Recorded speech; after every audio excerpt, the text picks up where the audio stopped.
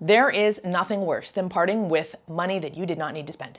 And when you travel, it happens all the time. It's not even so much that everything is a scam, although there are a fair few of those floating around to part us with our money too. But more often than not, it's simply that we don't know any better. Lucky for you, you're watching this video. And in just a few minutes, you will be armed with all the info you need to avoid 10 of the worst travel money mistakes you can make. So let's do this.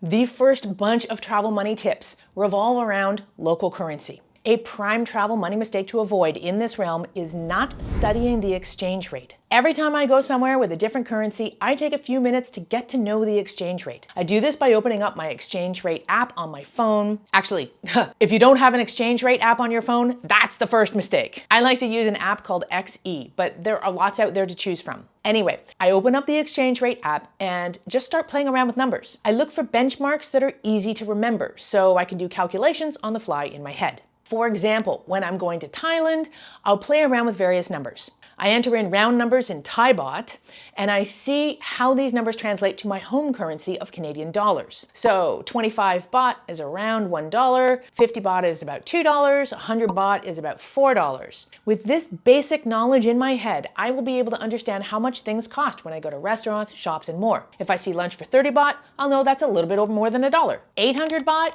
Well, if 100 baht is $4, then 4 times 8 is 32, so 800 baht is about $32. When in doubt, I have the currency exchange app on my phone anyway. But at least knowing these numbers will help me when in markets, perhaps negotiating for an item I want to buy. This leads me to my next mistake, which is failing to negotiate in countries and cultures where it's common practice. If you're in a marketplace where prices aren't clearly displayed, that's a sign that negotiation may be a common practice. If you're from a country where negotiating isn't part of doing business, you might feel awkward doing this, especially if you're visiting a country where there is a financial disparity. You might just think the asking price is not that much money anyway, and even if you're being overcharged, well, you're helping out somebody who doesn't have the same kind of financial privilege as you do. This is a noble attitude, and I do not want to curb your generosity. But it's also important to note that there are countries where negotiation is the way business is done. And it's not some practice reserved for gouging tourists. There is an art to it, and you might actually gain more respect and cultural insight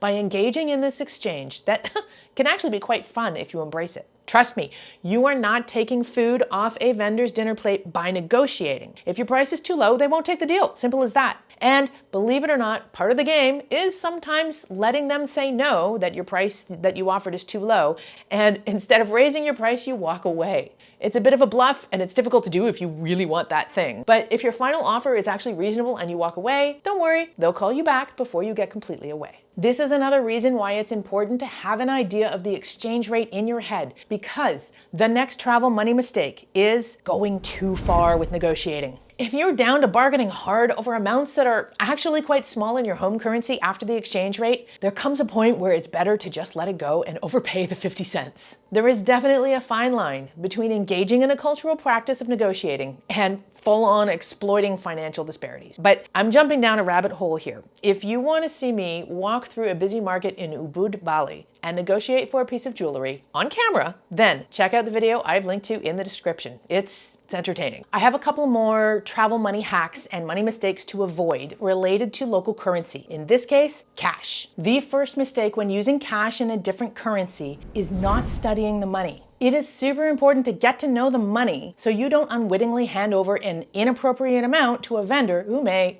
or may not point out your mistake. And also to be able to quickly count any change you get without looking too obvious. This is, in fact, the next travel money mistake, which is not counting your change. Although there are some shady people out there who might try to get away with giving you less change than you deserve in the hopes that you won't notice, it's also important to know that people make mistakes. Back in Canada, I have been handed incorrect amounts of change before, sometimes in my favor and sometimes not. There is no shame in counting your change to avoid a money mix-up. But you also don't want to be that chump who stands at the counter and painstakingly counts all your coins, trying to figure out if you've got the right amount, thus holding up any potential lineup behind you and potentially insulting the vendor who just handed you your change. In some countries, various bills and coins can look very similar. Coins in particular can be very unintuitively designed or shaped. So when you're new to a place with a different currency, take some time to study it. Money can be very interesting in terms of its design, so enjoy this exploration. Speaking of studying cash, if you need to convert cash, the travel money mistake to avoid here is converting money at the airport. Just don't do it. Or if you're enticed by the convenience of doing it at the airport, and I've been there, then just know that you're paying for that convenience in the form of a jacked up conversion rate. They may say they don't charge commissions, but rest assured, they're making money on the spread. For more currency exchange tips, check out my episode on international travel money tips. Speaking of other episodes, I did an episode on top ATM mistakes to avoid that includes a whole bunch of travel money pitfalls that people fall into at the ATM. But I want to emphasize one particular mistake that I covered in that video and experienced firsthand recently, and that is letting the ATM do a currency conversion. The last time I was in Europe, I was pulling out some euros and the ATM magnanimously offered to do the conversion rate for me at a 12.5% markup. I had to select reject conversion, which was a button on the left that felt counterintuitive to hit, but they wouldn't even leave it at that. I was then presented with another screen to really make me question my choices and to remind me that the exchange rate isn't guaranteed if I reject the ATM's conversion rate. They even snuck a little Canadian flag on the accept conversion button to try to make me think this was the way to go. Don't fall for it. Paying an extra 12.5% to convert the money at the ATM is robbery. Let your home bank do it for the best possible exchange rate. Full stop. Here's a travel money mistake I haven't covered anywhere else before. Beware of paying for things with US dollars or any other foreign currency that is not the currency used in that country. This is a common money mistake to avoid, especially in places that are accustomed to tourists visiting en masse. I remember this was super common when I was in Costa Rica. There were two price lists in just about every place that I visited, restaurants, shops, etc. There was the US dollar price and the local currency price, which was the Costa Rican colon.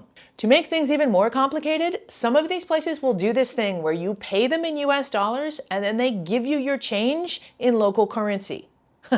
First of all, every restaurant or vendor who has two price lists is creating their own exchange rate, which may or may not have any bearing on the actual exchange rate. So if you want to play this game, you better be super familiar with the actual exchange rate and able to do a whole bunch of quick math in your head to make sure you're not getting ripped off.